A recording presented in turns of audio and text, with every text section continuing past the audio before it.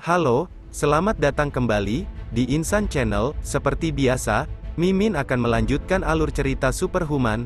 Tapi, sebelum ke alur ceritanya, jangan lupa like, komen, dan subscribe, agar tidak ketinggalan kelanjutan ceritanya. Oh iya, dan buat teman setia, yang mau ngasih traktiran kopinya, bolehlah ya, linknya ada di deskripsi, dan kita lanjutkan ceritanya. Seo Moon-yup, dan baik Jae-ho, yang telah selesai dengan wawancara pun, beranjak pergi ke suatu tempat yang cukup jauh, sampai-sampai, Moon-yup pun mengeluh kebosanan, meskipun dia sudah menonton sinetron kesukaannya. Namun, Jae-ho berusaha menghilangkan kebosanan Moon-yup, dengan bertanya, apa maksud Moon-yup, dengan mengatakan, mungkin dia bisa mempertimbangkan untuk melatih para player, tergantung dari seberapa besar bayarannya. Karena biasanya, Moon-yup tak akan melakukannya, jika memang dia tak mau. Dan bukankah Moon-yup sendiri yang berkata, jika dia tak punya ketertarikan pada Battlefield? Moon-yup pun menjawab, jika hanya sekedar mengajari saja, dia rasa tak masalah, tapi, dia sama sekali tak tertarik untuk menjadi seorang player. Dan lagi, Moon-yup bertanya, bagaimana Jae-ho bisa melatih mereka semuanya dengan buruk, bahkan, hanya untuk sekedar menjadi kepala pelatih saja Jae-ho sungguh tak mampu.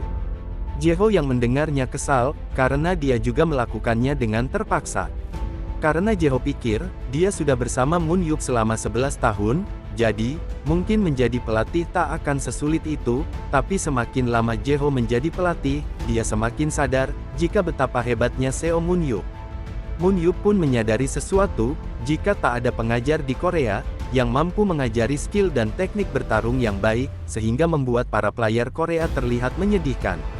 Oleh karena itu, Moon-yup bersedia membantu, jika asosiasi mau membayar mahal, dan dia mau melatih mereka, hanya karena Jae-ho lah kepala pelatihnya. Jadi, akan kuberi kau beberapa tips tambahan, jadi cobalah untuk menerapkannya. Pertama, jadikan Choyuk pemain timnas, dan tempatkan dia di posisi tank. Kedua, gunakan Yobyeko sebagai kartu truf terakhir, karena orang itu tak bisa mengendalikan kecepatannya sendiri. Ketiga, jangan taruh Chae Wo-hyun di garis depan, jadikan dia sub-tank, dan tempatkan dia di garis belakang. Oh iya, dan yang terakhir, keluarkan anak wakil presiden itu, dan ternyata, yang dimaksud Moon-yup adalah Yong-so. Mendengar Yong-so harus dikeluarkan, Jae-ho tak setuju, karena bagaimanapun, berdasarkan SPC-nya, Jae-ho tak bisa mengabaikan superpower-nya, firepower-nya yang sangatlah kuat, dan memiliki aura yang penting dalam tim. Namun, Moon-yup mengatakan, tapi, secara mental, dia sangatlah tolol, bahkan, kekalahan tim Love sendiri, itu semua, dia sebabkan oleh ketololannya. Mereka pun sedikit berdebat, meskipun begitu, Moon-yup menegaskan, jika Yong-so tak akan bisa tampil, selama mentalnya belum membaik. Itulah servisku, dan tolong beritahu pria tua itu, jika dia ingin memperkerjakan aku, dia harus menyiapkan gaji yang cukup, ucap Moon-yup.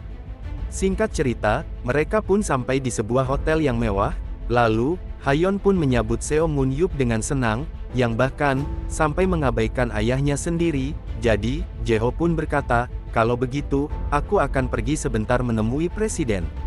Namun, saat Moon-yup ingin menikmati pesta minumannya, tiba-tiba, seketika, dia sudah menjadi pusat perhatian, para tamu yang hadir di acara itu, karena ini adalah kesempatan emas, untuk mendapatkan superhuman terkuat dalam sejarah.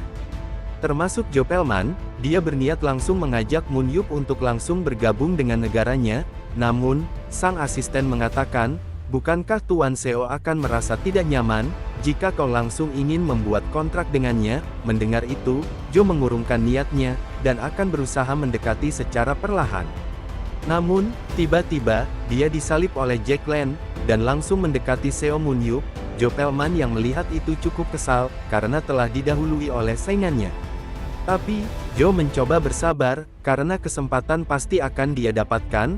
Lagi pula, Seo Moon-yup itu benar-benar berbeda dengan player lainnya. Kalau aku tak bisa mengerti penderitaannya setelah 17 tahun menghilang, aku tak akan bisa menggerakkan hatinya sama sekali. Setelah sedikit mengobrol dan berbasa-basi, Jack Lan pun memberikan sebuah kartu nama, dan berharap, jika dia menjadi orang pertama yang dihubungi Seo Moon-yup, jika dia ingin menjadi player Battlefield.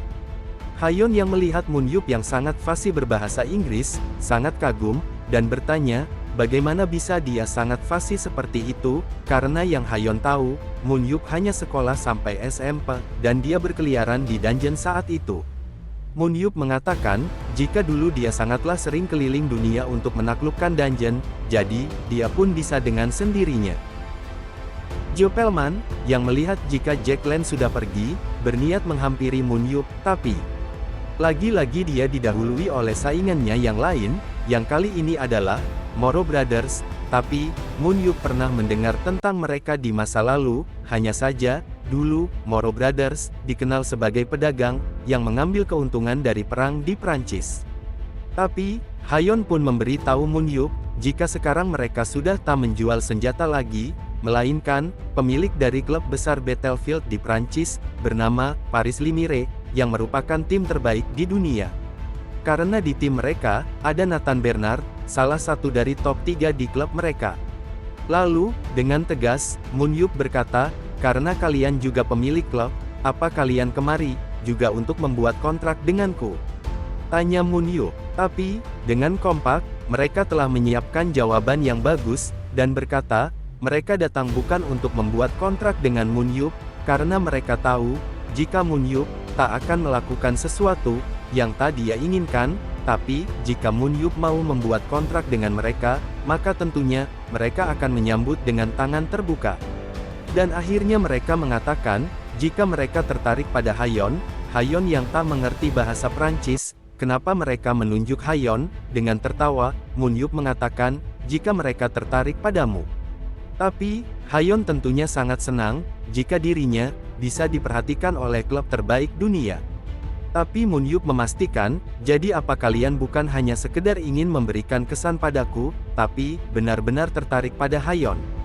Mereka pun menjelaskan, jika mereka takkan berbohong di hadapan player itu sendiri, sebelumnya kami tak tertarik untuk mengontraknya, karena kemampuannya dalam membunuh musuh masih di bawah standar kami, tapi setelah dia berubah posisi baru-baru ini, kami sadar, bagian yang hilang dari puzzle kami, kini telah kami temukan.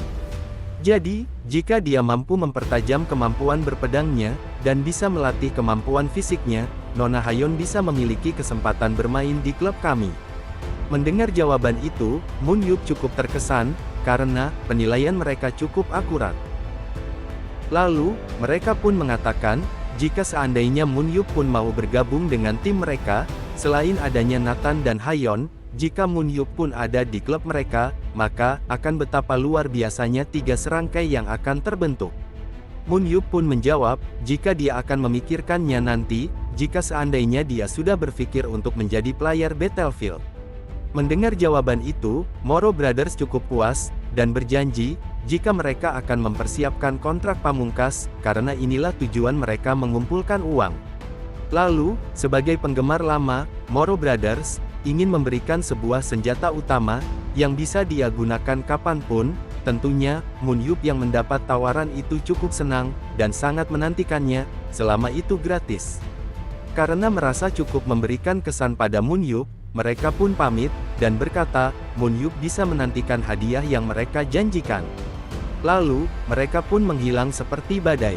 Karena dia terus-menerus dihampiri orang-orang, dan terus berbicara, Moon Yup sekarang mulai kesal, dan mulai merasa melelahkan, menjawab semua pertanyaan mereka. Moon Yup ingin menenangkan dirinya dengan sebotol minuman, namun tiba-tiba, terdengar seseorang kembali memanggil namanya, sehingga membuatnya cukup jengkel sekarang. Dan ternyata, itu adalah Tuan Minyang, sekretaris kepresidenan dari Blue House, yang meminta waktu pada Moon Yup untuk membicarakan sesuatu. Tuan Min pun bertanya, apakah Moon Yup mengetahui tentang Superhuman Merit System? Moon Yup pun menjawab, jika setelah Underground War berakhir, seluruh superhuman yang berjasa, akan menerima dana pensiun dari pemerintah, tapi, itu hanyalah omong kosong bagi Moon Yup, sehingga, dia tak terlalu memikirkannya.